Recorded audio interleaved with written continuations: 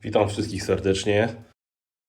W dzisiejszym odcinku chciałbym Wam pokazać, jak powinien wyglądać przegląd naszego urządzenia. Jest to kocioł Twinbio 24 kW NE z wyświetlaczem graficznym z 2017 roku. Pokrótce pokażę, od czego zacząć na samym początku i skończymy na regulacji urządzenia. Tak więc serdecznie zapraszam. Na samym początku należy, pamiętajcie, wyłączyć urządzenie. Najlepiej zrobić to godzinę, półtorej przed ewentualnym czyszczeniem naszego kotła. W pierwszej kolejności proponuję wyciągnąć z tyłu tą zasuwę, która pozwoli nam na opróżnienie tylnej części wymiennika. Zasuwę, dla przypomnienia, pokazuję, wyciąga się po prostu ją od góry do siebie. Ja sobie ją odkładam zawsze gdzieś z boku kotła. Zamykam drzwi i przystępuję w pierwszej kolejności do wyczyszczenia tylnej części naszego wymiennika.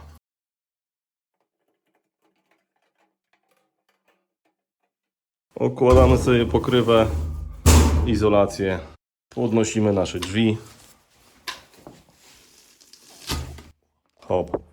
Jak widać, miesiąc czasu kocioł nie był czyszczony. Tak to wygląda. Następnie demontujemy nasze zawirowywacze. Również je odkładam z boku urządzenia. Teraz drugi. Hop. I kolejnym etapem jest czyszczenie skrobakiem, który mamy w komplecie, naszych ścian wymiennika. Po kolei każdą ściankę, pierwszą, drugą i trzecią. Tak więc zabieram się do pracy. Mamy już wyczyszczony nasz wymiennik. Każdą przegrodę. Część popiołu spadła nam właśnie tam na dół, gdzie wyjęliśmy tą zasuwę. Wybierzemy ten popiół po prostu w przedniej części komory spalania. Po wyczyszczeniu wymiennika zakładamy zawirowywacze. W 24 zakładamy je naprzemiennie na pierwszym płaszczu. Po zamontowaniu zamykamy nasze drzwiczki i zakładamy izolację tych drzwiczek. Po zamontowaniu izolacji górnej w kolejnym etapie przystępuję do czyszczenia naszej komory przedniej, komory spalania. Jak widzicie, mamy tutaj ładny biały korzuszek. Niestety on musi zostać usunięty, by powierzchnia grzewcza szybciej odbierała te ciepło z peletu. Tak więc zabieram się teraz do czyszczenia tej części kotła. Górna przednia część naszego kotła została już wyczyszczona. Stały tu jeszcze gdzieniegdzie poprawki do zrobienia, ale myślę, że tak możemy zostawić. Kolejną czynnością właśnie będzie teraz wybranie popiołu z naszego kotła, czyli otwarcie dolnych drzwi. Ja zawsze podstawiam sobie tą tacę, która jest w komplecie, tak, żeby po prostu popiół się nie rozsypywał.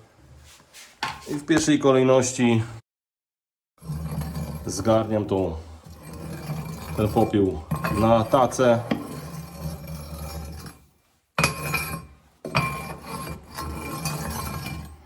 Tak samo z górnej części można to wybrać albo tym skrobakiem, a ewentualnie, pamiętajcie, w komplecie mamy też szufelkę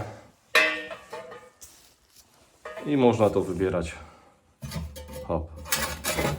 szufelką do naszej tacy. Tak więc zabieram się do czyszczenia tej części kotła. Mamy już czystą tutaj naszą komorę spalania, cały wymiennik, popiół został wybrany i ta czynność czyszczenia wymiennika zalecana jest, aby wykonać ją raz w miesiącu.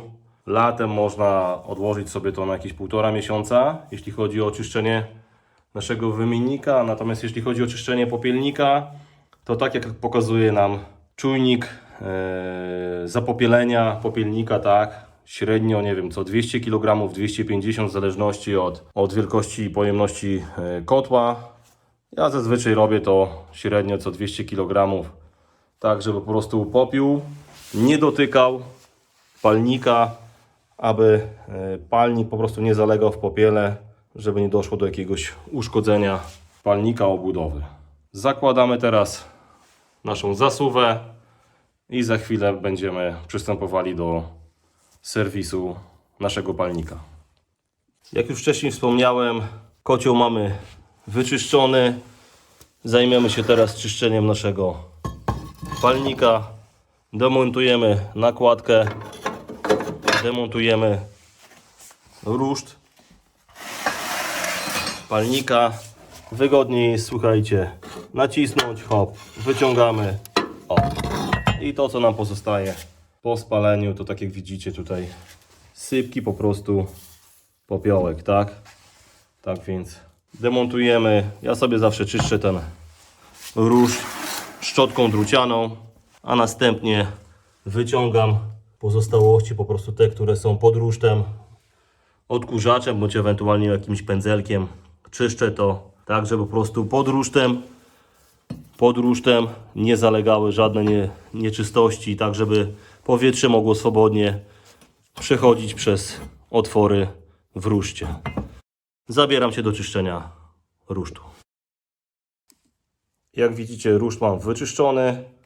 Mogę go włożyć do palnika. Pamiętajcie, poprzeczka, która tutaj jest zamontowana i w obudowie te zęby, tą poprzeczką trzeba włożyć tak, aby palnik nie wysunął się poza nasze zęby, tak? Nakładka ceramiczna, hop, ma wycięty specjalnie otwór na czujnik płomienia, tak więc tym wycięciem wkładamy do środka palnika. Tak przygotowany palnik, wyczyszczony kocioł można uruchamiać, jeśli chodzi o czynności, nie wiem, raz w tygodniu proponuję sprawdzić czystość palnika, raz w miesiącu czyścimy kocioł.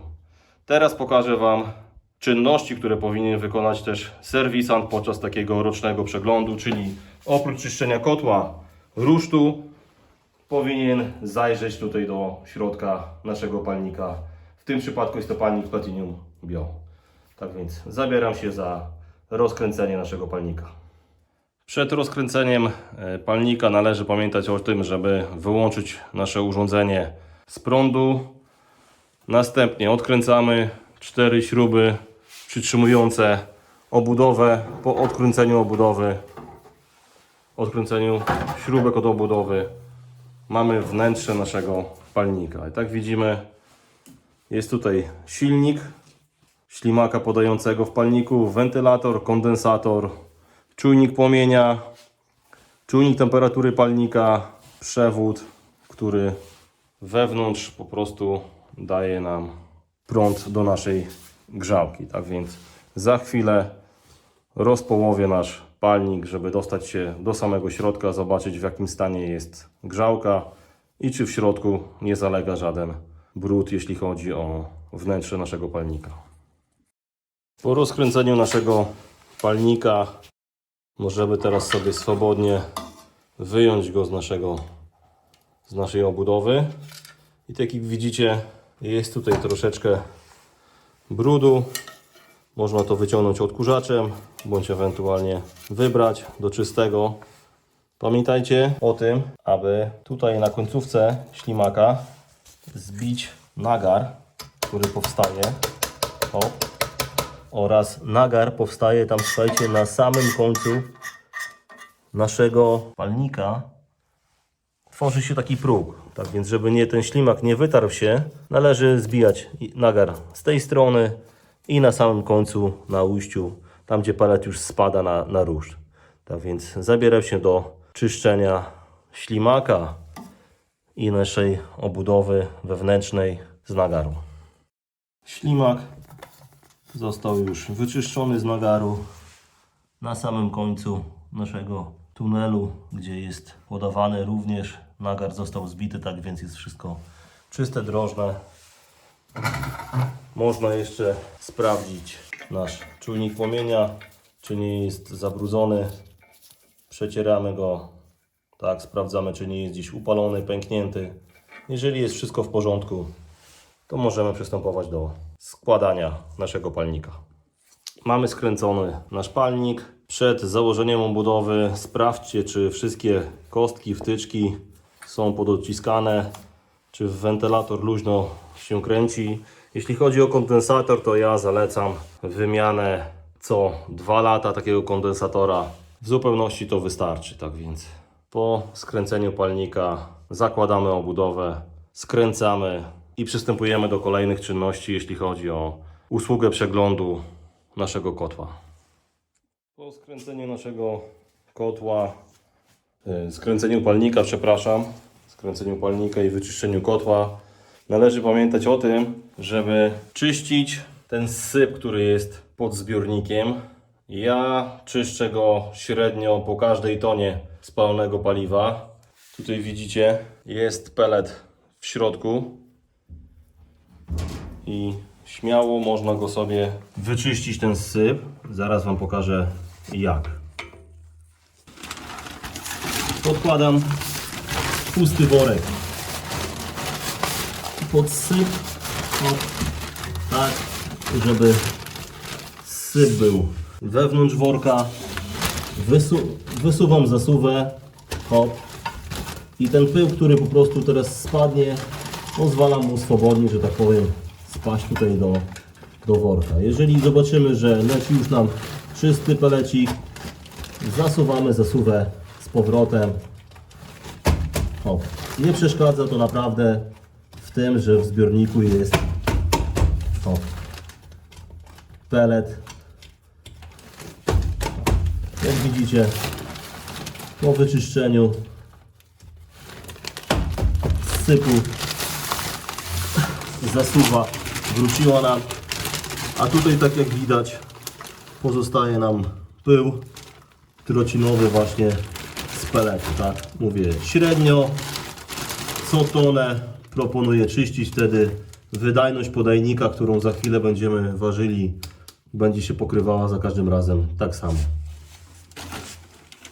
Kolejną czynnością, którą serwisant powinien wykonać podczas przeglądu, jest to w trybie serwisowym w ustawieniach zasobnika w podajniku wykonanie testu wydajności. Jest to obowiązek przy każdym przeglądzie, przy każdej zmianie paliwa, aby serwisant dokonał takiej czynności. Tak więc, jak widzicie, mamy ustawiony czas testu wydajności podajnika na 10 minut. Za chwilę pod podajnik, pod rurę od podajnika, która wchodzi do palnika, hop, tak samo włożę sobie w worek.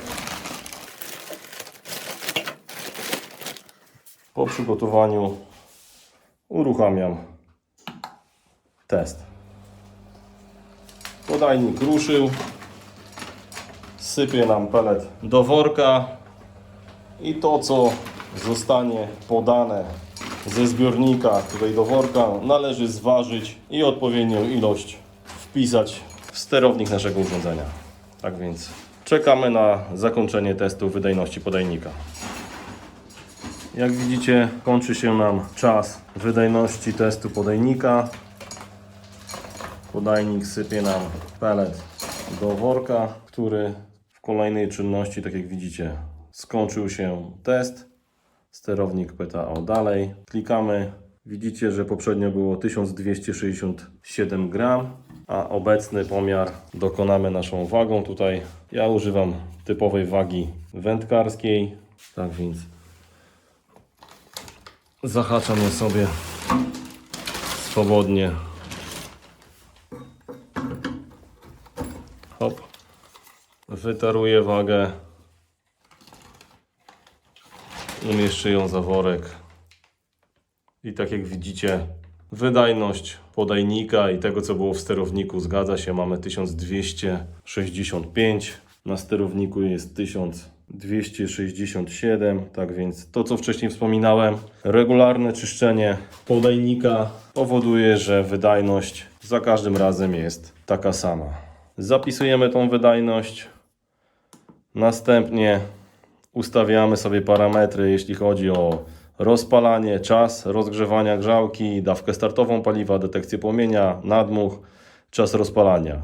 Te parametry każdy serwisant ustawia indywidualnie do warunków i potrzeb tutaj, jeśli chodzi o panujących w kotłowni, rodzaju paletu. Tak więc tutaj nie będę nic narzucał. W tym przypadku po ustawieniu tego wszystkiego dokonuję uruchomienia naszego urządzenia.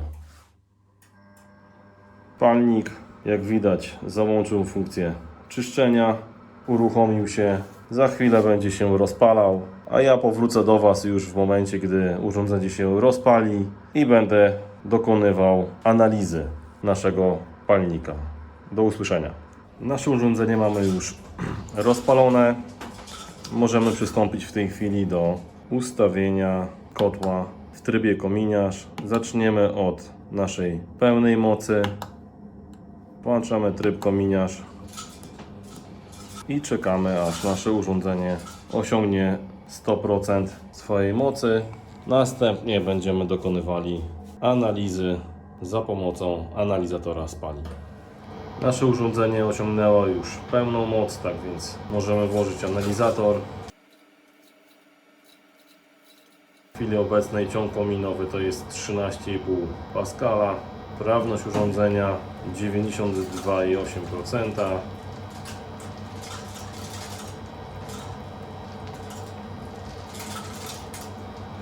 Lambda jest troszeczkę wysoka, ale mamy nadmiar powietrza, tak więc za chwilę dokonam korekty w naszym sterowniku. Jak widzicie, po dokonaniu korekty wartości już nam padają. Ciąg kominowy jest w miarę stabilny, sprawność nam rośnie. Temperatura spalin 111-112 stopni. Jeszcze musimy chwilę poczekać. Niech urządzenie się ustabilizuje. Prowadziłem kolejną korektę. Zmniejszyłem o 2 jednostki mniej powietrza. Sprawność urządzenia 94,6. Temperatura spalni 116 stopni. Sprawność 94,5%, 94,6%. Uważam, że przy tych parametrach 100% mocy mamy ustawione. Dokonuję teraz korekty na 60% mocy.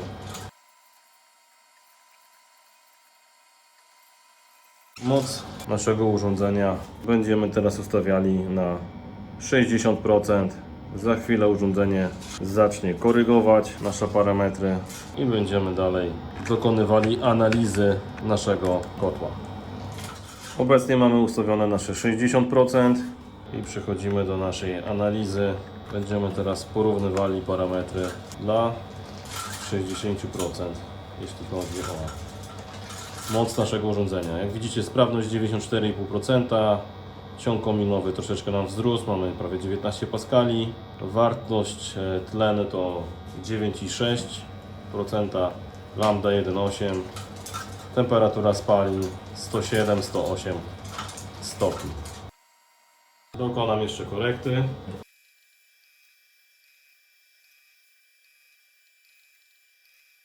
Myślę, że 60% mamy ustawione. Przejdę teraz do 30% mocy naszego urządzenia. Mamy nasze teraz 30% i dokonujemy analizy przy tej mocy. Ciąg kominowy 19, sprawność 94,7, wartość tlenu w granicach 11, temperatura spalin 94 i spada nam